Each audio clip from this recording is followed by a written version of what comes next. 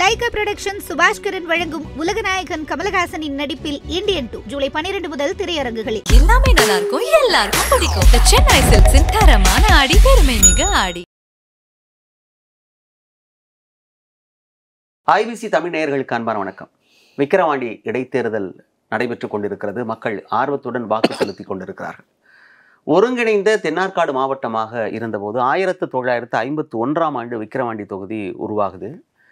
அதன் பிறகு 1957 மறுசீரமைப்பின் போது வளவனூர் தொகுதியாக உருப்பெறுகிறது. 20 ஆண்டுகளுக்கு பிறகு 1977ஆம் ஆண்டு அது கண்டமங்கலம் தொகுதியாக அடையாளப்படுத்தப்படுகிறது.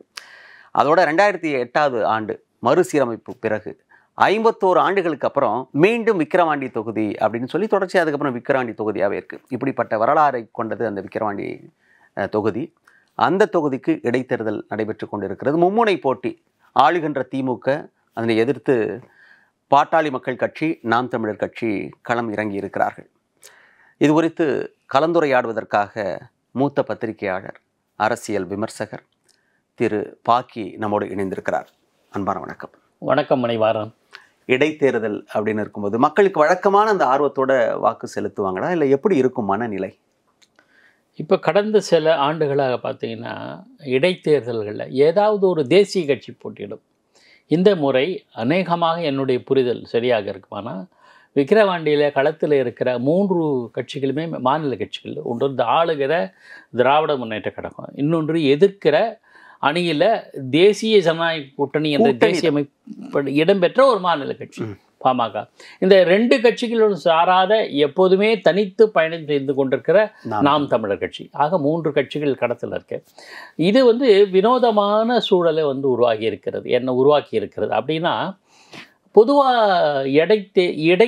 இடைத்தேர்தல்னு சொல்லுவாங்க. அதாவது ஆளும் அரசாங்கத்தினுடைய எடை போட்டு பார்க்கறது, திறனை எடை போட்டு பர்ஃபார்மன்ஸை எடை போடுவதாக இருக்குது. இது நான் கடந்த கால 2-3 சம்பவங்களுக்கு, அரசியல் அல்ல, நிகழ்வு வரலாற்றில் பதியப்பட்ட விஷயங்களை ரீகால் பண்ண விரும்புகிறேன். 1971 ஆட்சிக்கு தமிழகத்தில் சட்டப்பேரவை மக்களவை தேர்தல் போது தமிழகத்தில் ஆட்சி அமைத்த கலைஞர் கருணாநிதி தலைமையிலான திமுக அரசாங்கத்தை அது மீது பல்வேறு ஊழல் புகார்கள்லாம் எழுந்தது. அது ஊழல் குற்றச்சாட்டு பல்வேறு பிரச்சனைகளால் எம்ஜிஆர் நீக்கப்பட்ட எம்ஜிஆர் அதிமுக தொடங்கினார். அன்றைய சூழலில் நான் சொல்கிறேன் 1973 மாயத்தேவர் களம் கண்ட அந்த தேர்தலில் 4 முனை போட்டி. உங்களுக்கு தெரியும், 2 தேசிய கட்சிகள், 2 மாநில கட்சிகள், 2 கழகங்கள், 2 காங்கிரஸ். இன்னும் எளிமையாக சொல்ல போனேன், ஒன்று இந்திரா காங்கிரஸ், மத்தியில் ஆளுகிற இந்திரா காங்கிரஸ், இன்னொன்று மாநிலத்தை ஆளுகிற திராவிட முன்னேற்ற கழகம்.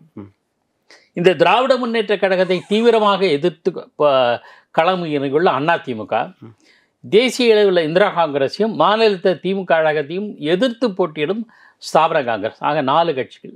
4 கட்சிகளில் 2 தேசிய கட்சி, 2 மாநில கட்சி. அதில் முதல் முறையாக, அதாவது புதிதாக தொடங்கப்பட்ட மாநில கட்சியான அதிமுக வெற்றி பெற்றது. நான் அந்த ஹிஸ்டரியை ஏன் சொல்ல விரும்புகிறேன்னா, அந்த தேர்தல் இனி இந்த கட்சிக்கு தான் எதிர்காலம் என்பதை ஒரு மறைமுகமாக சொல்லிவிட்டது. அது ஒன்று. 2வது, மாநிலத்தை ஆளுகிற திமுகவுக்கு எதிரான மனநிலைக்கு மக்கள் மாறி வருகிறார்கள் என்கிற இண்டிகேஷன். அதுக்கு பிறகு நடைபெற்ற சட்டப்பேரவை இடைத்தேர்தலும் அதை தான் குறிக்கிறது.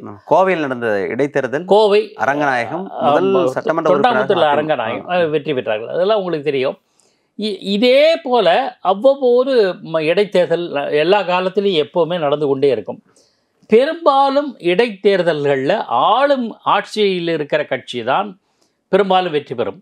அதுக்கு என்ன காரணம்னா, அவங்களுக்கு உண்டான சௌரியம், நிறைய வசதிகள் உண்டு.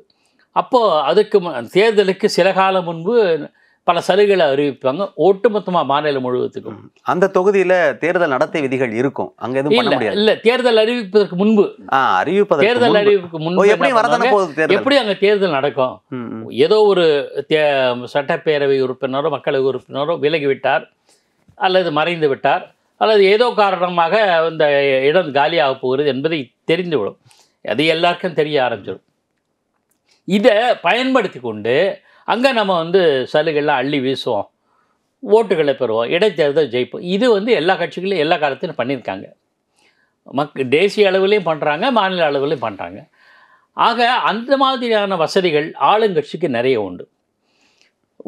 இது ஒரு வசதி. தேர்தல் அறிவிச்சிட்டாங்கன்னா கோட் ஆஃப் கான்டாக்ட் வந்துடும் நடைமுறைக்கு வந்து. அப்போ எதுவும் அறிவிக்க முடியாது. ஆனால் என்ன பண்ணுவாங்க, ஆட்சியாளர்களுக்கு அரசு இயந்திரம் முழுக்க இருக்குது. அன்றைக்கி பார்த்து மாநிலம் முழுக்க எங்கேயாவது மின்தடங்கள் இருந்தாலும் அந்த தேர்தல் நடக்கிறவர்கள் மின்தடங்களே இருக்காது. குடிநீர் தட்டுப்பாடே இருக்காது. 2 நாளுக்கு விடுற 3 நாளுக்கு விடுற குடிநீர் வந்து தினமும் இதெல்லாம் வந்து தேர்தல் விதி நடத்திய விதிக்கு வராது. ஆகையினால இந்த மாதிரிலாம் அடிப்படை தேவையில்லை.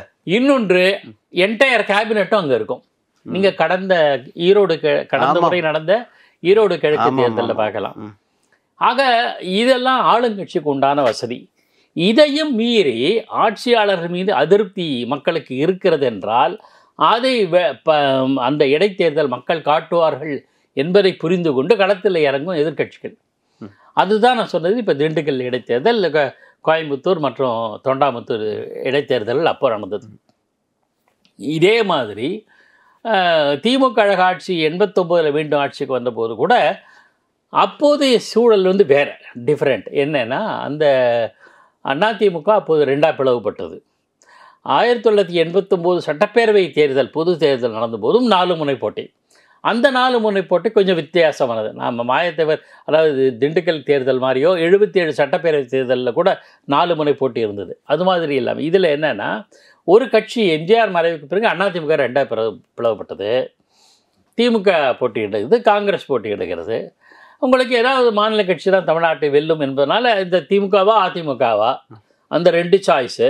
அதில் அதிமுக 2ஆக பிரிஞ்சு போச்சு, பலவீனம் அடைஞ்சிச்சு, தேர்தல். ஆனால் இந்த 89 சட்டப்பேரவை தேர்தல் வெற்றி பெற்று ஆட்சி அமைத்தார் கலைஞர் கருணாநிதி தலைமையில் திமுக அரசு இருந்தபோது, ஆளும் கட்சியாக திமுக இருந்தபோது இடைத்தேர்தல் மருங்காபுரியிலையும் மதுரை கிழக்கும் வருது. என்னுடைய நினைவு சரியாக இருக்குமா, அது இடைத்தேர்தல் அல்ல, கவுண்டர் மேண்டட் எலெக்ஷன் அப்படின்னு நினைக்கிறேன். எப்படியோ அது கவுண்டர் மேண்டட் எலெக்ஷன் என்பது டெக்னிக்கலாக ஒரு ஒத்திவைக்கப்பட்ட தேர்தலாக இருந்தாலும் கிட்டத்தட்ட இடைத்தேர்தலுக்கு உண்டான கேரக்டர் தான் அது. தனியாக நடக்குது. அதனால இடைத்தேர்தல் மாதிரி தான் அது, அரவக்குறிச்சி மாதிரி. ஆமாம், அதே மாதிரி. அந்த சமயத்தில் என்ன ஆச்சுன்னா, பிளவுபட்ட அதிமுக ஒன்றா சேர்ந்து போச்சு.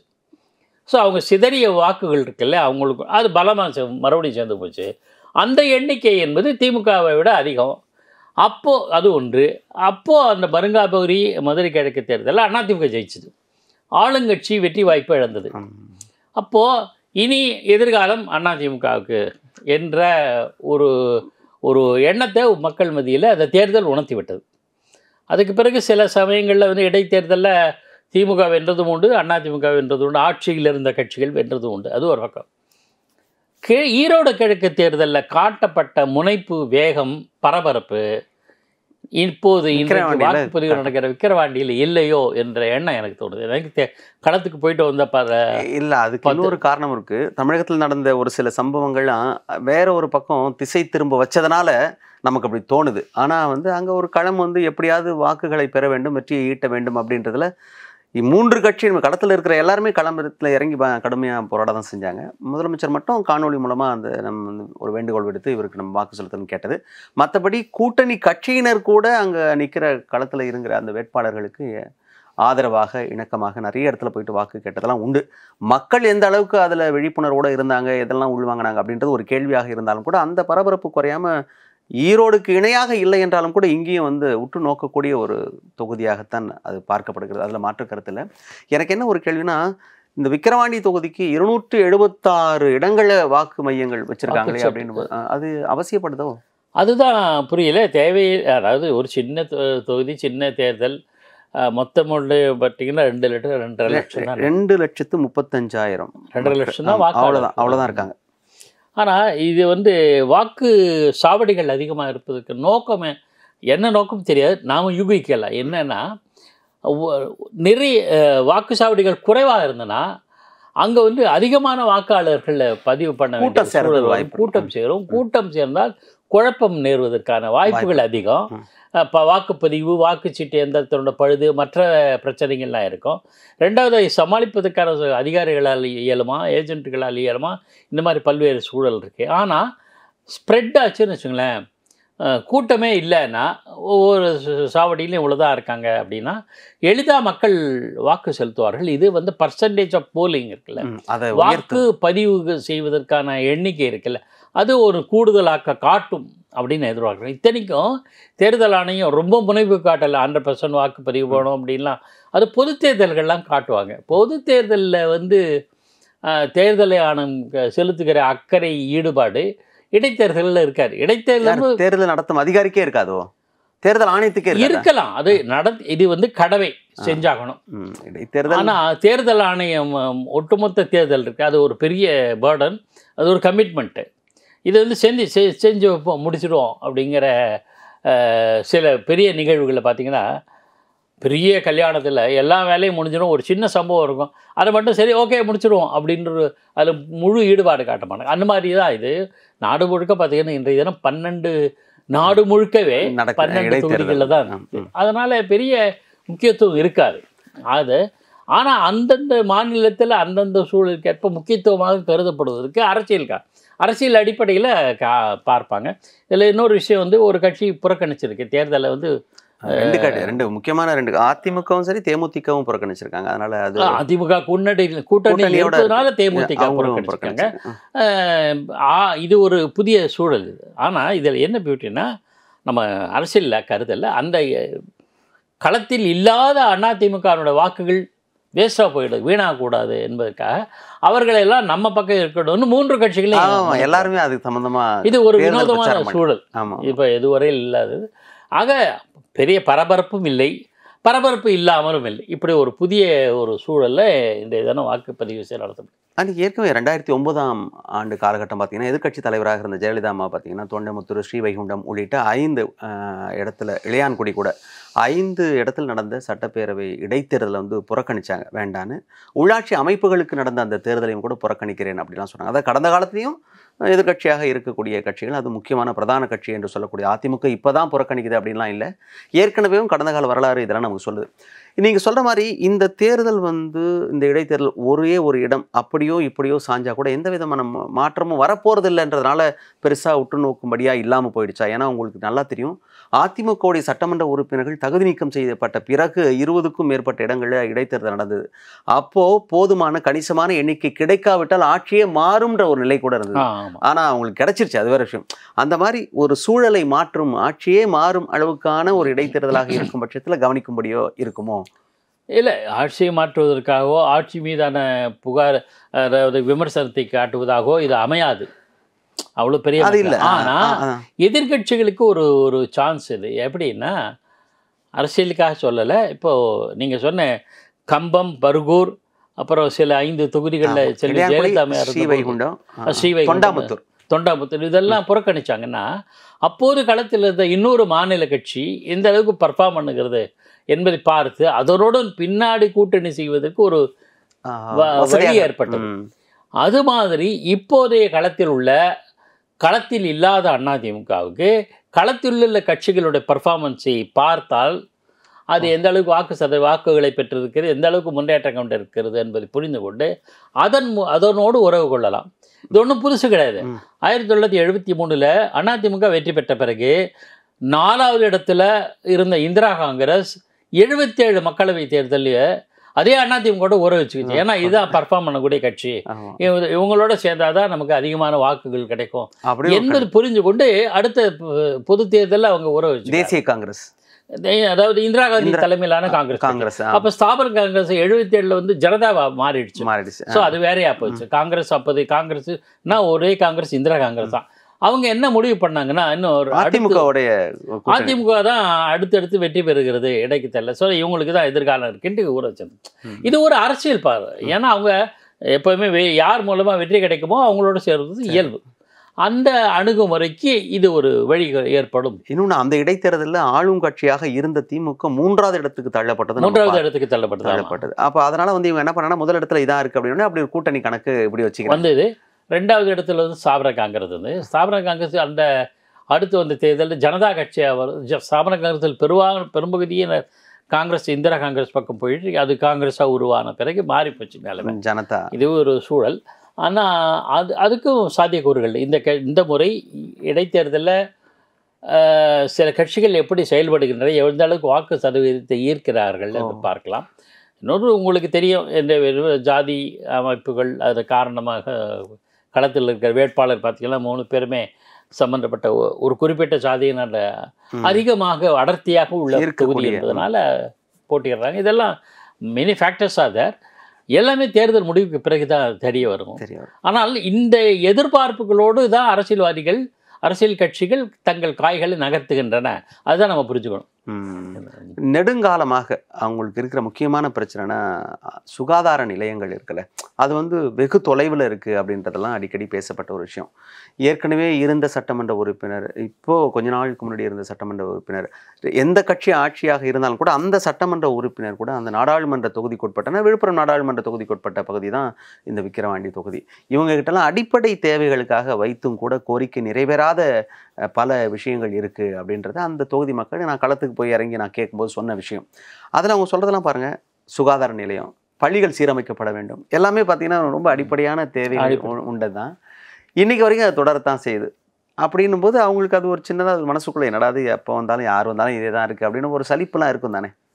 ஆமாம், அது எப்போவுமே அதனால தான் இந்த சூழல் இருப்பதனால தான் வாக்குக்கு பணம் கொடுத்தல் என்பது மலினமாகிவிட்டது. சரி, இப்போ காசு கொடுக்குறான் அவனுக்கு போடுவோம், நமக்கு என்ன அவன் வந்தான்னு என்கிற மனநிலைக்கு வாக்காளர்கள் அல்லது மக்கள் வந்து விட்டார்கள் என்றால் அது ஆரோக்கியமான போக்கு அல்ல. என்னை பொறுத்தவரை இன்னொரு கருத்தையை நான் சொல்லி ஆகணும். இது நீங்கள் கேட்ட கேள்விக்கோடு தொடர்புடையதாக இல்லை. ஆனால் இது என்னென்னா, இந்த லட்சியம் சித்தாந்தம் கொள்கைகளை முன்வைத்து நடத்துகிற தேர்தலில் அதை விட எனக்கு என்ன பண்ணீங்க, எங்கள் ஊருக்கு ரோடு இல்லை, சரியாக மின்சாரம் வருதில்லை, குடிநீர் சரியாக வரதில்லை, கழிவுநீர் அகற்றப்படுவது சரியாக இல்லை, சுகாதார வசதிகள் இல்லை, அடிப்படை இப்போ ரேஷன் நியாய விலை கடைகளில் பொருட்கள் கிடைப்பதில்லை, அப்புறம் போக்குவரத்து பேருந்து வசதி இல்லை. இது மாதிரியான அடிப்படை தேவைகளை யாரும், அது கட்சி சார்ந்தவராக இருக்கணும் இல்லைன்றதெல்லாம் இல்லை, அந்த மாதிரியான அடிப்படை தேவைகள் பூர்ணமாக நிறைவேற்றப்பட்டால் அல்லது பெருமளவுக்கு நிறைவேற்றப்பட்டால் அதுதான் மக்கள் மத்தியில் உண்மையான உணர்வை வெளிப்படுத்தும். அப்போது நீங்கள் பணம் கொடுக்கறதோ மற்ற சித்தாந்தம் பேசுவதோ இதெல்லாம் எடுபடாது. உண்மையை சொல்ல வர சித்தாந்தம் கூட எடுபடாது. சித்தாந்தம் என்று ஹோலிஸ்டிக்காக பெரிய பரந்த வகை பார்வையில் பார்க்கறது தவிர தனிப்பட்ட ஒரு ஃபோக்கஸ்டாக பார்க்க முடியாது. அவங்களுக்கு என்ன தேவை, எங்கள் ஊருக்கு ரோடு இல்லை. இது இந்த அடிப்படை தேவைகள் பூர்த்தி செய்யாத காரணத்தினாலேயே பல பெரிய கட்சிகள் தோல்வி அடைந்ததும் உண்டு. சில சிறிய கட்சிகள் அவற்றையெல்லாம் நிறைவேற்றி வெற்றி பெற்ற சந்தர்ப்பங்கள் உண்டு. அப்படிலாம் உண்டு. பல இந்த தமிழ்நாட்டில் எனக்கு நினைவு தெரியல, பட் பல மாநிலங்களில் வட மாநிலங்களில் அது மாதிரியா நடந்த சம்பவங்கள்லாம் உண்டு. கேரளாவில் கூட அது உண்டு. ஆக அங்கே சித்தாந்தம் ஈடுபடலை. இப்போ இந்த திராவிட மாடல் அரசுன்னு இவங்க சொல்கிறாங்க, இப்போ மற்றவங்க வேறு சித்தாந்தத்தை சொல்லுவாங்க. நம்ம அந்த டிபேட்டுக்கு போகலை. அதாவது அது இடைத்தேர்தலில் கூட இது நிச்சயமாக அது எடுபடவே விடாது. நீங்கள் சொன்ன மாதிரி எங்களை அடிப்படை தேவைகள், இப்போ இந்த விக்கிரவாண்டியில் மேம்பாலம் அமைக்கணுன்ற கோரிக்கை ரொம்ப நாளாக இருக்குது. இது எல்லா கட்சிகளும் சொல்கிறாங்க. அது என்ன யார் நிறைவேற்ற போகிறாங்க? எல்லாரும் சொல்லிட்டு தானே இருக்கீங்க கடைசியாக. யார் நிறைவேற்ற போகிறாங்க, இல்லை நிறைவேற்றுவதற்கான நடவடிக்கைன்னு எதை எடுப்போம்னு சொன்னாங்களா என்னன்னு தெரியல. அந்த மாதிரியான வேறு சில குடிநீர் பிரச்சனையும் அங்கே இருக்குது. அது முறையான குடிநீர் விநியோகம் இல்லை என்பது. விவசாயிகள் பிரச்சனை ஒன்று இருக்கிறது. பிரதான தொழிலே விவசாயம் தான். அவங்களுடைய கோரிக்கைகள் நிறைவேற்றப்படணும். இதெல்லாம் நிறைய அம்சம். அங்கே இருக்கிற நெசவாளர்கள் வைக்கிற கோரிக்கை நீண்ட காலமாக இருக்குது. நெசவு தொழில் செஞ்சுட்டு இருக்காங்க. அந்த தொழில் நலிவடைஞ்சிக்கிட்டே இருக்குது. இது மேம்பட வேண்டுமானால் அரசாங்கம் கை கொடுக்க வேண்டும் அப்படிங்கிற ஒரு கோரிக்கையை நீண்ட நாள்களாக அங்கே இருக்கக்கூடிய மக்கள் வச்சுட்டு இருக்காங்க. விவசாயத்துக்கு அடுத்தபடியாக விக்கிரவாண்டி தொகுதியில் பெரிய தொழில் அப்படின்னா நெசவு தான்.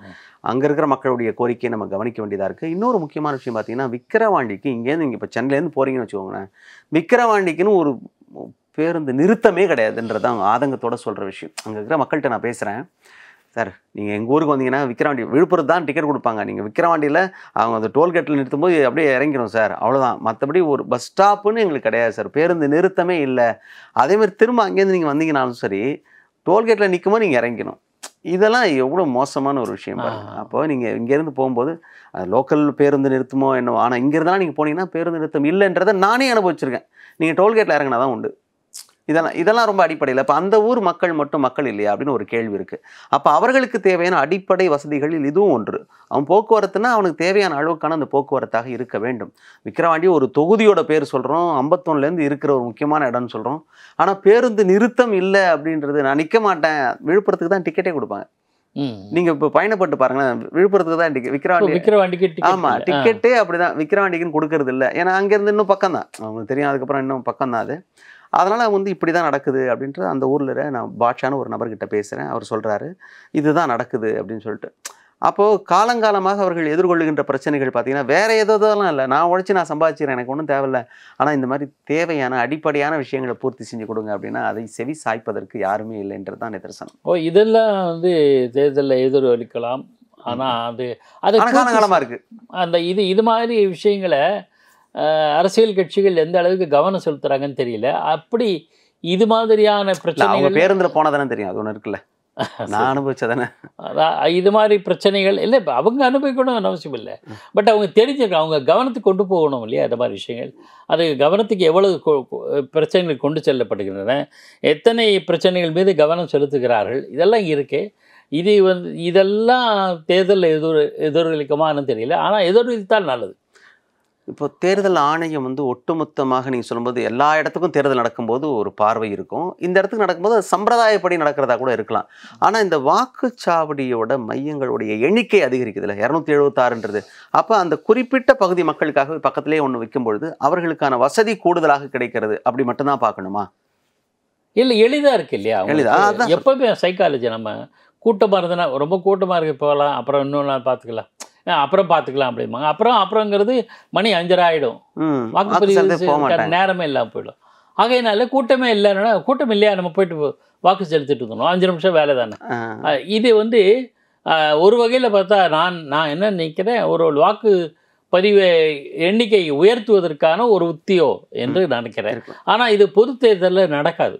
ஏன்னா அந்த அளவுக்கு எண்ணிக்கை நமக்கு கிடையாது, அலுவலர்கள் இருக்க மாட்டாங்க, பணியாளர் இருக்க முடியாது, இடங்களும் கிடைக்காது. மற்ற துறைகளை சேர்ந்தவர்களே அரசு இந்த பணிக்காக பயன்படுத்திக்கும், அதெல்லாம் நடக்கிறது. அது ஒன்று ரெண்டாவது காவல், அது போதிய காவல் பாதுகாப்பு நடவடிக்கைகள் வேணும், போதிய குடிநீர் மற்றும் நிழல், கோடை காலத்தில் தேர்தல் நடந்தால் அல்லது மழைக்காலத்தில் தேர்தல் நடந்தால் அதுக்கான பாதுகாப்பு ஏற்பாடுகள், பணியாளர்கள் இருக்கணும். இந்த மாதிரி பல சிக்கல்கள் பொது தேர்தலில் நிறைய நடக்கும்போது கஷ்டம். எளிதாக 1-2ன்னா ஈஸி. அந்த மாதிரி சூழலில் விக்கிரவாண்டி இடைத்தேர்தலில் பார்ப்போம், நம்ம வாக்குப்பதிவு மாலை தெரிஞ்சிடும் எந்த அளவுக்கு பதிவாகிருக்கிறதுன்னு. அது ஒரு நல்ல இவங்க முன்னெடுப்பு, சென்ன முயற்சிக்கு பலன் கிடைச்சதுன்னு பார்க்கலாம். இப்போது இந்த கண்காணிப்பு அப்படின்னு சொல்கிறோம்ல, இப்போ எப்படி நடக்குது தேர்தல் அப்படின்றது கண்காணிக்கும் பணியில் அலுவலர்கள் இருப்பாங்க அப்படின்றது எல்லா இடத்துலையும் நடக்கும்போது அது ரொம்ப சிரமமாக இருக்கலாம், எல்லாத்தையும் கவனிக்கிறது. இப்போ இந்த இடத்துலனா மாவட்ட தேர்தல் அலுவலர் இருக்கார், அந்த தேர்தல் நடத்தும் அதிகாரின்னு இருக்கிறார், அவங்களுக்கான அந்த கடமைகள் பொறுப்புகள்லாம் இருக்குல்ல, அந்த இடத்துல வந்து எந்த தொய்வும் இல்லாமல் இருக்கணும்னா என்னென்னலாம் பண்ண வேண்டியது இருக்கும்னு நினைக்கிறீங்க சார்? அவங்கள போதிய பாதுகாப்பு இருக்கணும் இல்லையா? இப்போ தான் காவல்துறை இருக்காங்க, 2 துணை ராணுவ படையினர் இருக்காங்கன்றதையும் நம்ம செய்தியில் பார்த்தோம். அது போதுமானது தானே? வேற எந்த சிக்கலும் வராமல் சுமூகமாக நடத்துவதற்கு அவங்களுக்கு என்னெல்லாம் தேவைப்படுது? இல்லை, இப்போ அவங்களுக்கு இது சுமூகமாக நடத்துவதற்கு வாய்ப்புகள் நிறைய இருக்குது. ஒரே பணி தான், ஒரே தொகுதி தான், ஒரே இடம் தான், ஒரே நாள் தான், எல்லாமே என்கிற போது அவங்களுக்கு தமிழ்நாட்டை பொறுத்தவரை பெரும்பாலும் எல்லா பொது தேர்தல்களும் ஒரே நாளாக நடக்குது. இது ஒரு பல்வேறு வசதிகள், பல்வேறு காரணங்கள் இருக்குது. ஆனால் இப்போ கூடுதல் பணியாளர்கள் இருக்கிற பட்சத்தில் அவங்களுக்கு இது எந்த சுமையும் இருக்காதுன்னு தான் நான் புரிஞ்சுக்கிறேன். அரசியல் கட்சியினரை சமாளிப்பதில் ஒரு சிக்கல் இருக்கும் இல்லையா? இப்போ அதே ஊர்க்காரராக இருப்பார், எல்லா கட்சியினர் 3 பேர் போட்டிடுறாங்க அப்படின்னா அந்த அரசியல் கட்சியினரை சமாளிக்கிறதுல என்னென்ன சிக்கல்கள் இருக்கும் தேர்தல் நடத்தும் அதிகாரி? எப்படி அரசியல் கட்சிகளை அவங்க பெரும்பாலும் இந்த மாதிரி விஷயங்கள்ல லோக்கல் பாலிட்டிஷியன்ஸாக அதிகமாக இருப்பாங்க. ஆமாம், அதுதான் கேட்குறேன். என்னன்னா லோக்கல் பாலிட்டிஷியன்ஸ் பொறுத்து ஒருத்தருக்கு பரஸ்பரம் எல்லா கட்சிக்காரர்களுக்கும் ஒருத்தர் ஈஸியாக தெரிஞ்சிடும். மற்ற சந்தர்ப்பங்கள் அப்படி இல்லை. மற்ற சந்தர்ப்பங்கள்லாம் வெளியிலேருந்து வருகிற பிரச்சாரத்துக்காகவும் மற்ற இப்போ தேர்தல் படைக்காக வரும்போது தேர்தல் முடிஞ்ச அந்த பிரச்சாரம் முடிஞ்சோன்னே இருக்கக்கூடாதுன்ற சட்டம் இருக்கு, வெளியே வந்துடுவாங்க. ஆமாம், அது இதுலேயும் அப்படி இருக்கு. குறிப்பிட்ட நேரத்துக்கு அப்புறம் வெளியே தொகுதி சம்பந்தப்படாதவர்கள் இருக்கக்கூடாது, எல்லா தொகுதியிலும் இருக்கிறவன்.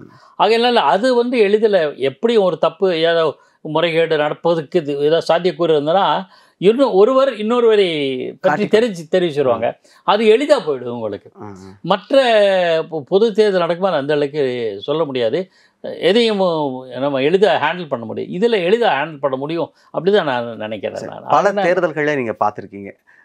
வழக்கமாக நடக்கிற தேர்தலுக்கும் இந்த இடைத்தேர்தலுக்குமான நடைமுறையில் ஏதேனும் மாற்றங்கள் இருக்கா?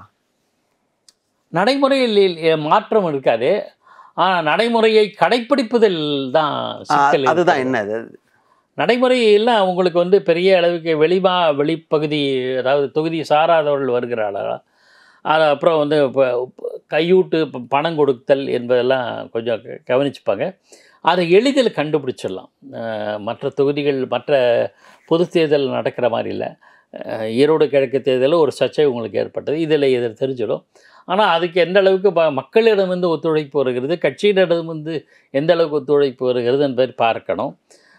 பெரும்பாலும் இந்த மாதிரி இதில் விஐபிஸ் நடமாட்டம் அதிகமாக இருக்கும். அதாவது மாநில அரசாங்கத்துடைய அமைச்சர்கள், மேலதிகாரிகள் மற்றவர்களுடைய அவ்வப்போது செல்லுகிற பிரச்சாரம் மற்றும் அரசியல் நிர்வாகம் காரணமாக வருகிற நடவடிக்கைகள் அதிகமாக இருக்கும். ஆகையினால இதெல்லாம் அவங்களுக்கு ஒரு ஃபேக்டர். இதில் எளிமையாகவும் இருக்கும், தவறுகள் நடப்பதும் உண்டு. அதை எப்படி சமாளிக்கிறது என்பதில் அரசாங்கத்தோட ஒத்துழைப்பும் அவங்களுக்கு முக்கியம். பொது தேர்தலில் அரசாங்கம் என்று ஒன்று கிடையாது. அரசாங்கம் என்று ஒரு கிட்டத்தட்ட ஒரு காபந்து சர்க்கார் மாதிரி தான். அந்த சூழலில் அந்த குறிப்பிட்ட தேர்தல் காலத்தில் மட்டும்தான் அரசாங்கம்னு இருந்தால் கூட இந்த கேனாட் ஒரு ஃபுல் ஃப்ளெஜ்டு கவர்மெண்ட்டாக இருக்காது. ஆனால் இப்போது அரசாங்கம் இருக்கிறது, தேர்ந்தெடுக்கப்பட்ட அரசாங்கம் மாநிலத்தில் தேசிய அளவில் இருக்குது. அந்த ஒரு சூழல் ஒன்று இந்த இடைத்தேர்தலில் இருக்குது. ஆனால் அவங்களுக்கு படிச்சுமை அதிகமாக இருக்காது. அப்படி தான் நம்ம புரிஞ்சுக்கணும். தமிழகத்தை பொறுத்த வரைக்கும் மறக்க முடியாத இடைத்தேர்தல்னாக்கா எதை சொல்லுவீங்க நீங்கள்?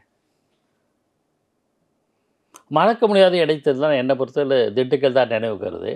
73. ஆமாம், 73. அடுத்தது எடுத்துக்கிட்டேன்னா மருங்காபுரி, மதுரை கிழக்கு, 89. குடியாத்தத்தில் ஒரு இடைத்தேர்தல் நடைபெற்றது. பெருந்தலைவர் காமராஜர் சட்டப்பேரவை தேர்தலுக்கு போட்டியிட்ட போது எல்லா கட்சியினரும் ஆதரித்தார்கள், மறைமுகமாக திமுகவும் ஆதரித்தது. நாகர்கோவிலில் அப்போ எதிரில் இருந்தது யார்? திமுக கழகம். அப்புறம் நாகர்கோவிலில் ஒரு முறை மத்தியாசை ஆதரித்து திமுகவினரே காங்கிரஸ் கட்சி ஆதரித்து செயல்பட்ட சம்பவங்கள்லாம் உண்டு. இந்த மாதிரி மாற்று தரப்பு திருப்பத்தூரில் அதுக்கு முன்னாடி 1980 திராவிட முன்னேற்ற கழகம் காங்கிரஸ், இந்திரா தலைமையிலான காங்கிரஸ் கட்சியும் இணைந்து போட்டியிட்டது. சட்டப்பேரவை தேர்தலும் போட்டியிட்டாங்க, வெற்றி வாய்ப்பு இழந்தாங்க. அதுக்கப்புறம் திருப்பத்தூரில் இடைத்தேர்தல், ராமநாதபுரம் மாவட்டம், அப்போது முகவை மாவட்டம், அங்கே இடைத்தேர்தல் நடந்தபோது காங்கிரஸ் கட்சி களத்தில் இறக்கப்பட்டது. முன்பு காங்கிரஸ் கட்சி தான் இருந்தது. அதுக்கு திமுக கழகம் கூட்டணியில் இருந்ததால் ஆதரித்தது. அதிமுக அப்போது எதிர்கட்சியாக காங்கிரஸ் எதிர்த்து களம் கண்ட அதிமுகவும் அந்த கட்சிக்கு ஆதரிச்சு. அதாவது 2 கழகங்களும் ஒரு காங்கிரஸ் வேட்பாளருக்கு ஆதரித்த சம்பவம். அதாவது ஒரு வேட்பாளருக்கு எதிர்கட்சிகளும் ஆதரித்த சம்பவம் ஒன்று குடியாத்தத்தில் காமராஜர். ஏனென்றால் காமராஜுங்கிற ஸ்டாலஸ்ட் மேன், அவர் வெற்றி வாய்ப்பு பெறணுங்கிறதுக்காக அது ஒன்று. திருப்பத்தூரில் காங்கிரஸ்க்கு ஆதரவாக திமுக அதிமுக ஆதரித்ததும் ஒன்று. நாகர்கோயிலில் அப்போது ராஜாஜி சுதந்திர கட்சி வேட்பாளர் என்று நினைவு மத்தியாஸ், அவர்களுக்கு எல்லா கட்சியும் ஆதரவு தெரிவித்த ஒரு சம்பவம். அது 60களில், early 60s. குடியாத்தம் அதே மாதிரி. திருப்பத்தூரில் 2 கழகங்கள் ஆதரிச்சது. எல்லா கட்சிகளும் தனித்து போட்டியிட்ட சம்பவம் வந்து திண்டுக்கல். அதில் அதிமுக வெற்றி பெற்றது. ஸோ இது மாதிரி வித்தியாசமான இடைத்தேர்தல் நிறைய நடந்திருக்கு. மகன் மறைவினால் ஏற்பட்ட வெற்றிடம் அதில் தந்தை போட்டியிட்டு வெற்றி பெற்றது ஈரோடு கிழக்கு. ஆக வித்தியாசமான சம்பவங்கள் நிறைய இருக்கு. இன்னொரு விஷயம் வந்து சிக்மங்களூரில் இந்திரா காந்தி அம்மையாரை வந்து போட்டியிட்டார்கள். இடைத்தேர்தலில் போட்டியிட்டு மக்களவைக்கு தேர்ந்தெடுக்கப்பட்டார். வேற ஒரு காரணமாக தகுதி நீக்கம் செய்யப்பட்டார். அவரை எதிர்த்து போட்டியிட்ட வீரேந்திர பட்டேல், ஸ்ட்ராங் மேன், அவரும் இந்திரா காங்கிரஸில் பிற்காலத்தில் இணைந்தார் குறுகிய காலத்தில். இதெல்லாம் ஒரு வித்தியாசமான இடைத்தேர்தல்களில் நாம் நினைவுக்கு வந்தது சொல்கிறேன் நான். அது மாதிரி நிறைய இடைத்தேர்தல்கள் இருக்குது. ஆனால் எல்லா இடைத்தேர்தலும் அது பொது தேர்தலை பிரதிபலிக்குமானா சில சமயம் ஆகியிருக்கிறது, சில சமயம் ஆக இல்லாமல் இருக்குது. அதில் இதில் குறிப்பாக நீங்கள் சொன்னது வந்து இந்த தேர்தலை பொறுத்த வரைக்கும் தேசிய கட்சி களம் காணாத ஒரு தேர்தல் அப்படின்ற பார்வையில் இது ஒரு வித்தியாசமான அனுபவத்தை கொடுத்திருக்கிறது விக்கிரவாண்டி தேர்தல் அப்படின்னு சொன்னீங்க. தேசிய ஜனநாயக கூட்டணியில் இருந்தால் கூட தேசிய கட்சி களம் காணவில்லை அப்படின்றத நம்ம கவனிக்க வேண்டியதாக இருக்குது. இன்னொன்று வலிமையான ஒரு மாநில கட்சியும் களத்தில் இல்லை. அதுக்கு கடந்த கால வரலாறும். இப்போது பொதுவாக தேர்தல் நடக்கும்போது என்ன பண்ணுவாங்க, தேர்தல் ஆணையம் வந்து வாக்கு விழுக்காட்டை அதிகரிக்க வேண்டும் அப்படிங்கிறதுனால என்ன பண்ணுவாங்கன்னா பொது விடுமுறையை அறிவிக்க வேண்டும். மீறி அங்கே வேலை நாள் அப்படின்னு செயல்பட்டாக்கா நடவடிக்கை அபராதம் கொடுக்கறத நடவடிக்கை. இந்த இடைத்தேர்தல் வரும்போது அந்த தொகுதிக்குட்பட்ட அப்படின்றது மட்டும்தான் பார்க்கும்போது அப்போ அந்த சலுகையெல்லாம் அந்த தொகுதி மக்களுக்கு எல்லாமே உண்டு. சொன்ன இந்த பொது தேர்தலுக்கு உண்டான நடைமுறை விதிமுறைகள் அனைத்துமே இடைத்தேர்தலுக்கும் பொருந்தும். பட் அது ரொம்ப இன்சிக்விகண்டாக இருக்குது. ஒரு சின்ன தொகுதி தான், சின்ன தேர்தல் தானே. 2.5 லட்சம் பேர் தான் வாக்காளர்கள். இல்லை அது சரிதான். இல்லை இப்போ நான் காலைல வேலைக்கு போயிட்டு சாயங்காலம் வந்தால் மட்டும்தான் எனக்கு பொழப்புக்கு வேறு வழி இல்லை. பொழப்பு பார்க்கணுமா, வாக்கு செலுத்தலாம், என்ன வந்துடுது அப்படின்ற எண்ணம் வந்துடக்கூடாதுன்னா ஊதியத்துடன் கூடிய விடுமுறை கிடைச்சாதானே அவன் போய் வாக்கு செலுத்தணும்னு நினைப்பான். அது இந்த இடைத்தேர்தலுக்கும் உண்டு தானே நான் கேட்குறேன். எல்லாமே உண்டு. அங்குள்ள சிறிய அளவில் நடத்துகிற சிறிய அளவில் இருக்கிற அரசு அலுவலகங்களுக்கும் மற்ற அலுவலகங்களுக்கும் விடுமுறை உண்டு. எல்லாருக்குமே பொது தேர்தலுக்கு உண்டான அத்தனை விதிமுறைகளும் எங்கேயும் கடைபிடிக்கப்படும். விக்கிரவாண்டி ஒருவேளை சட்டப்பேரவை தேர்தல் இப்போது நடக்கிறல, அதனால தான் முன்கூட்டியே முடிச்சுட்டாங்க. அரசாங்கம் ஏதேனும் அறிவிப்பு வெளியிட்டால் கூட விக்கிரவாண்டிக்கு சிறப்பாக அது பொருத்தக்கூடிய வகையில் அறிவிக்கக்கூடாது. அதுவும் பொதுவாக சொல்லலாம். பொதுவாக சட்டப்பேரவையில் அறிவிச்சது பொதுவாக எடுத்துக்கலாமே தவிர அது வந்து விக்கிரவாண்டிக்கு ஸ்பெசிஃபிக்காக பொருந்தக்கூடிய வகையில். விக்கிரவாண்டியில் இப்போ ஒரு சின்ன உதாரணம் சொல்கிறேனே. இப்போ 10 நாட்களுக்கு முன்பு சட்டப்பேரவை தேர்தல் சட்டப்பேரவை கூட்டத்தோடு நடந்து முடிஞ்சுது. அதில் கேள்வி பதில்கள்லாம் கவனிக்கலாம், வினா விடைகள். அதில் எங்கேயுமே விக்கிரவாண்டிக்கு ஒரு மேம்பாலம் அமைக்கப்படுமா அப்படின்னு யாரும் வரல கேட்டு அமைக்கப்படும் என்று சொல்வது கூட இருக்காது. கேட்டிருக்கலாம், எனக்கு தெரியாது. அது இருந்தாலும் அது அந்த சமயத்தில் அறிவிப்பு செய்யக்கூடாது. தேர்தல் விதி மாறும். ஒருவேளை அந்த கேள்வியும் இருக்கும், பதிலும் இருக்கும். இப்போ முடிஞ்ச பிறகு வந்து நான் ஏதாவது கூட்டத்தொடர் ஆரம்பிக்கும்போது அந்த கேள்வி வந்து பதிலாக வந்திருக்கலாம். இது வந்து தேர்தல் நடத்தி விதி இருக்குல்ல, ஸ்ட்ரிக்டாக அதெல்லாமே கடைபிடிக்கப்படும். அதில் வந்து மாற்று கிடையாது. ஏன்னா தெரியாது, சின்ன அளவில் நடக்கிறதுக்குனால தெரியாது, பெரிய அளவில் நடக்கிறதுனால சட்டப்பேரவை தேர்தலோ மக்களவை தேர்தலோ தெரியும், அவ்வளோதான். இந்த உள்ளாட்சி அமைப்புகள் இருக்காங்கல்ல, இந்த இடைத்தேர்தல் வரும் பொழுது அவங்களுடைய வேகம் எந்த அளவுக்கு இருக்கும்? ஏன்னா அதை வச்சு தான் வாக்கு அங்கேருந்து வருதுன்னு போது உள்ளாட்சி அமைப்புகளை முடுக்கி விடுவதில் எல்லா கட்சியும் ரொம்ப உறுதியாக இருப்பாங்க. அது பொதுவாக நடக்கும்போது எல்லா பக்கமும் பரவலாக இருக்கும்போது பெருசாக தெரியாது. இந்த ஒரு தொகுதிக்கு மட்டும் அதுவும் இடைத்தேர்தல்னு வரும்போது எந்த அளவுக்கு அது முடுக்கி விடப்படும்? இல்லை, உள்ளாட்சி அமைப்புகள் தான் இதில் பெரிய பங்கு. நீங்கள் வந்து உள்ளாட்சி அமைப்புகள் இப்போ கூட்டத்தொடரோ அது ஊராட்சி மன்றத்தை அதில் இல்லை. ஆனால் உள்ளாட்சி அமைப்புகள் இருக்கிற கட்சி அளவில் அவங்களுக்கு தான் இப்போ ஒரு ப்ரெஷர் இருக்குது, அதிகமான ப்ரெஷர் அவங்களுக்கு தான். ஏன்னா அவங்க தான் லோக்கலில் அந்த வாக்காளர்களை சந்திப்பாங்க, கட்சியினரை சந்திப்பாங்க, தேவைகளை பார்ப்பாங்க. தேவைகள் என்ன, அந்த தொகுதிக்கு என்னென்ன தேவைகள் என்பதை ஒரு சட்டமன்ற உறுப்பினரை விட அல்லது நாடாளுமன்ற உறுப்பினரை விட அதிக அளவுக்கு தெரிஞ்சு வைத்திருப்பவர்கள் அவர்கள் தான். நீங்கள் எந்த பிரச்சனை எடுத்துக்கிட்டாலும் குடிநீர், மற்ற சாலை எல்லாமே பார்த்தீங்கன்னா எல்லாமே லோக்கல் பாடி உண்டு, அதில் பங்கு உண்டு. அதனால் அவங்களுடைய ப்ரெஷர் தான் இப்போ அதிகம்.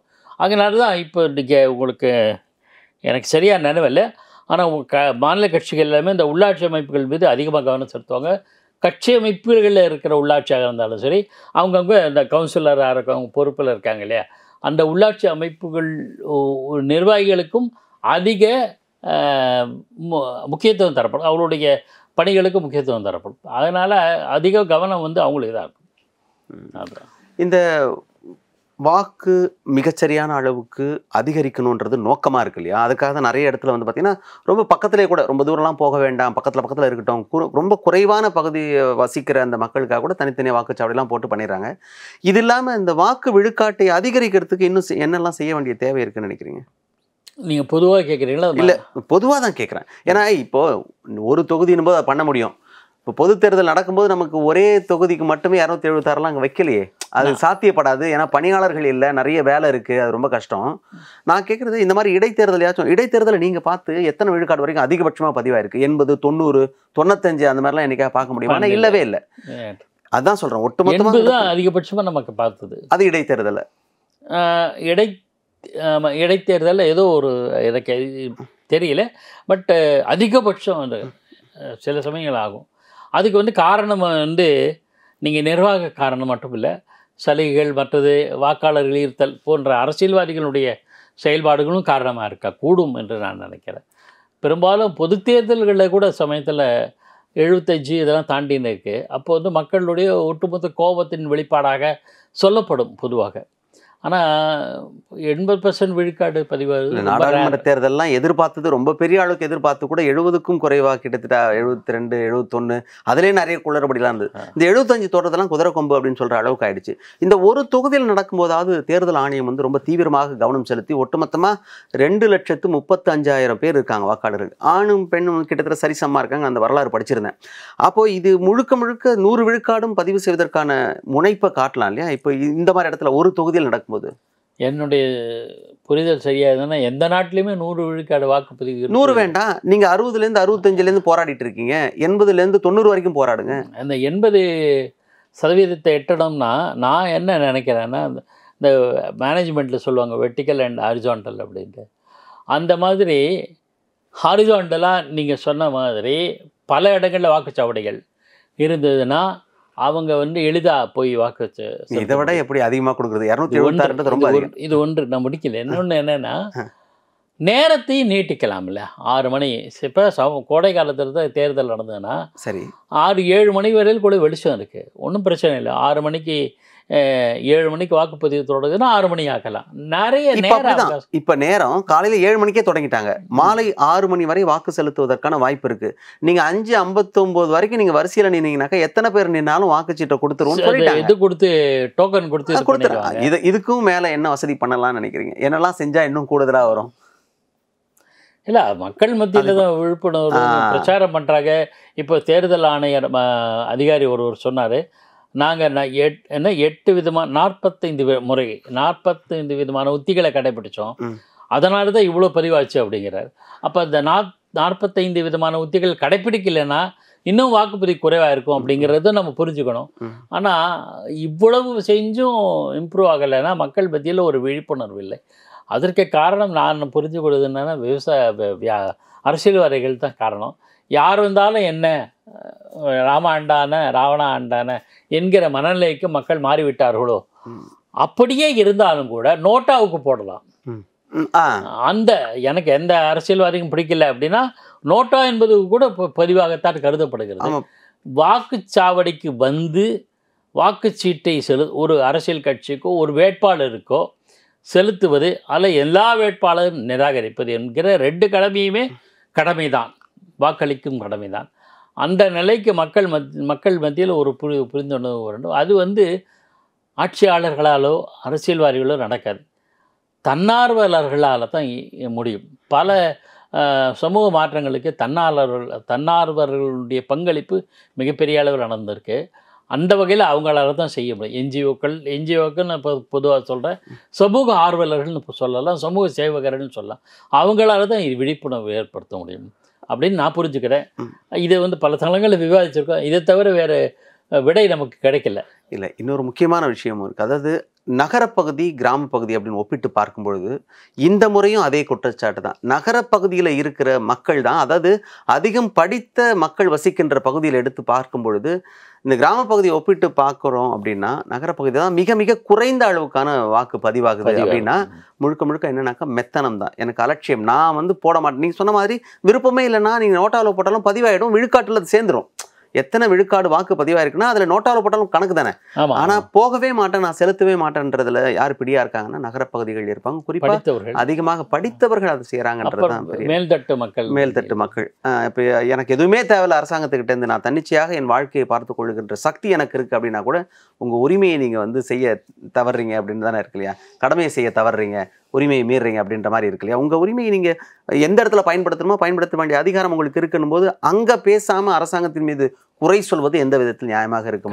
கண்டிப்பாக அதில் வந்து என்ன காரணம்னா அவங்க மெத்தனம் மட்டும் இல்லை, சமூக பொறுப்பின்மையும் கூட. மூன்றாவது விஷயம் என்னென்னா, யார் வந்தாலும் அவங்கள அணுகி நம்ம காரியத்தை சாதிச்சுக்கலாம் அப்படின்ற ஒரு எண்ணமும் மேல்தட்டு மக்கள் மத்தியில் இருக்கிறது. நம்ம அண்மை காலமாக நான் அப்சர்வ் பண்ணவர்கள் 10 ஆண்டுகளாக சொல்கிறேன், யார் வந்தாலும் நம்ம இந்த கட்சி வந்தாலும் பார்த்துக்கலாம், அந்த கட்சி வந்தாலும் பார்த்துக்கலாம் என்கிற மனநிலைக்கு மேல்தட்டு மக்கள் மத்தியில் பரவி வருகிறது. அடித்தளத்தில் இருக்க சமூகத்தின் விளிம்பு நிலை அடித்தளத்தில் இருக்கக்கூடிய ஒரு நிர்பந்தம் என்னென்னா, நமக்கு இவங்க அவ்வளோ காசு கொடுக்குறான், அவன் அவ்வளோ காசு கொடுக்குறான், போயிடுவோம், ஏதோ ஒரு ஓட்டு போட்டுருவோம் என்கிற மனநிலை இருக்குது. ரெண்டுமே ஆரோக்கியமானது அல்ல. என்னோட புரிதல் 10 ஆண்டுகளாக நான் பார்த்து வச்சுட்டு சொல்கிறேன். நான் மேல்தட்டில் இருக்கிறவங்க புறக்கணிப்பதற்கும் சமூக பொறுப்பின்மை, கீழ்த்தட்டில் இருக்கிறவங்கள வாக்களிப்பதற்கும் சமூக பொறுப்பின்மை காரணமாக இருக்குமோ என்ற அச்சத்தை நான் பதிவு பண்ணுறேன். ரெண்டாவது, கீழே இருக்கிறவங்களே ஏமா நாளைக்கு போயிட்டுருங்க, ஓட்டு போட்டுருங்கம்மா, இந்த கட்சி இந்த சின்னத்துக்கு போட்டுருங்க, உங்களுக்கு இவ்வளோ கொடுத்துட்றாங்க, பணத்தையும் கொடுத்துட்றாங்க. அப்போ ஏதோ ஒன்று கொடுத்துட்டாங்கல்ல, இவங்க சமூகத்தில் அடிநிலையில் இருக்கிறவங்களுக்கு ஒரு மனசாட்சி ஒன்று உண்டு, சொல்லிட்டாங்களே செஞ்சுருவோம் என்ற அது சரியாக தப்பா அந்த அனாலிசிஸ் கிடையாது. காசு கொடுத்துட்டாங்கப்பா, போய் ஓட்டு போட்டோம், ஏதோ ஒரு பொம்மையில் குத்து சொன்னோம், குத்திட்டோம். ஸோ அது வாக்கு சதவீதத்திற்கு காரணமே தவிர அரசியல் விழிப்பு அல்ல அப்படின்னு நான் புரிஞ்சுக்கிட்டு இருக்கேன். யாரையும் விமர்சிக்கலை, இது ஒரு நடைமுறையாக இருக்கிறது. இந்த சமூக பொறுப்பின்மையினுடைய 2 டைமென்ஷனும் 2 படிநிலையில் உள்ள சமூகத்தினருக்கு சார்பாக இருக்கிறது, கடைப்பிடிக்கிறார்கள். அது ஒரு ஆரோக்கியமான போக்கல்ல. இதற்கு எல்லா சமூகத்தின் அத்தனை பிரிவினருக்கும் இதற்கு பொறுப்பு உண்டு. அரசியல்வாதிகள், அதிகாரிகள், பொதுமக்கள் 3 தரப்பிற்கு இதில் பங்கு உண்டு. இதை மாற்றப்போவது யார், மாற்ற வேண்டிய சூழல் யாருக்கு உண்டு என்பதை ஊடகவியலாளர்களாக நமக்கும் உண்டு என்பதை புரிந்து கொள்ளும். அதன் நோக்கமாக தான் ஐபிசி தமிழ் பார்த்துட்டு இருக்க அந்த மக்களுக்காக நம்ம இந்த விஷயங்கள்லாம் சொல்கிறதுக்கு காரணம், அந்த இடத்துல ஒரு விழிப்புணர்வு ஏற்பட்டு நான் செலுத்த வேண்டும் அப்படிங்கிற அந்த உணர்வு உள்ளுக்குள்ளே வரணும் அப்படின்றத சொல்கிறோம். நீங்கள் தெளிவாக ஒரு விஷயத்த சொல்கிறீங்க. பணம் கொடுக்கறது அப்படின்றது ஒரு விதத்திலும் நியாயப்படுத்தவே முடியாது, தப்பு தான். ஆனால் வாக்கு செலுத்த வேண்டும் என்பதற்காக பணம் கொடுக்கின்ற அந்த அரசியல்வாதிகள் அந்த வாக்கை காப்பாற்ற வேண்டும் அப்படின்றதுல உறுதியாக இருக்க வேண்டும். பணமே வாங்கலைன்னா கூட நான் வந்து என்னுடைய வாக்கு செலுத்தணும் அப்படின்றதுல இவங்க ரொம்ப சரியாக இருக்கணும். பணம் வாங்கி கொண்டு வாக்கு செலுத்துவதுனா உங்கள் உரிமையை நீங்கள் விட்டுக் கொடுக்கிறீர்கள் என்பதை வாக்காளர்களும் புரிந்து கொள்ள வேண்டிய அவசியம் இருக்கிறது. ஆனால் ஒரு விஷயம் என்ன பார்க்குறோம் அப்படின்னா, வாங்கின காசுக்கு நேர்மையாக நான் வந்து ஓட்டு போட்டேன்பா அப்படின்னு இவங்க சொல்கிறதும், கொடுத்தாச்சு ஓட்டு வாங்கியாச்சு அப்படின்ற மாதிரி அவங்க இருக்கிறாங்க. அப்படி இல்லாமல் நம்மை நம்பி அவன் வாக்கு செலுத்தியிருக்கான், அவனுக்கு தேவையானதை நம்ம செய்யணும் அப்படின்றத அரசியல்வாதிகள் உணரத்தான் வேண்டும். இவங்களை சார்ந்து இருக்கிறோம், இவருக்கு செய்வார், அதனால் நம்ம கண்டிப்பாக ஓட்டு போடணும் அப்படின்னு இவங்களும் ஓட்டை செலுத்துவதில் கவனமாக இருக்க வேண்டும். 2 பக்கமே அந்த புரிதல் தேவைப்படுகிறது. இதையெல்லாம் கேட்டு மக்கள் சரியான ஒரு சூழலுக்கு வந்து எல்லோரும் வாக்கு செலுத்துவார்கள் அப்படின்றது தான் நான் எதிர்பார்க்குறேன். நீங்கள் நிறைவாக எதுவும் சொல்ல வந்தீங்க? இல்லை, என்ன சொல்கிறேன், இது மேல்தட்டு மக்கள் மத்தியில் என்னன்னா, யார் ஆட்சிக்கு வந்தாலும் நம்ம காரியம் சாதிக்கலாம்ங்கிறதில் ஒரு ஆரோக்கியம் எனக்கு நம்ம கரெக்டாக இருப்போம், இந்த வேலைகளில் இந்த மாதிரி இருப்போம், யார் இருந்தாலும் நமக்கு நிச்சயமாக தருவார்கள் என்கிற நம்பிக்கையோடு இருந்து வாக்கு செலுத்துகிற ஒரு மனநிலைக்கும் அவர்கள் மாற வேண்டும். 2 தரப்பிலையும் சொல்ல, நகர்ப்புற படித்த மேல்தட்டு மக்களும் கிராமப்புற ஏழை பின்தங்கியவர்களுக்கும் இந்த மனநிலை இருவேறு மனநிலை மாற்றம் தேவை. அப்படித்தான் நான் சொல்ல வருவேன். விக்கிரவாண்டியில் வெறுவிற்பாக வாக்குப்பதிவு நடந்துட்டு இருக்கு. 2,35,000 வாக்காளர்கள் அங்கே இருக்கிறாங்க. நமக்கு தெரிஞ்சிடும் இந்த மாலை அப்படின்னு வரும்பொழுது எவ்வளோ பேர் வாக்கு செலுத்தி இருக்கிறார்கள், வாக்கு விழுக்காடு எந்த அளவுக்கு இருக்கிறது அப்படின்றதெல்லாம் பார்க்கலாம். அதிகப்படியான வாக்குகள் விழும், வாக்கை செலுத்துவார்கள் அப்படின்னு நம்பலாம். நேரம் ஒதுக்கி பல்வேறு தகவல்களை பகிர்ந்து கொண்டமைக்கு மிக்க நன்றி. ஐபிசி அலைவரிசைக்கு நெஞ்சார்ந்த நன்றி. மீண்டும் ஒரு நிகழ்ச்சியில் சந்திக்கலாம் நேயர்களே. வணக்கம். லைகா புரொடக்ஷன் சுபாஷ்கரன் வழங்கும் உலகநாயகன் கமலஹாசனின் நடிப்பில் இந்தியன் 2 ஜூலை 12 முதல் திரையரங்குகளில். எல்லாமே நல்லா இருக்கும், எல்லாருக்கும் பிடிக்கும். The Chennai Silks in தரமான ஆடி பெருமை மிக ஆடி.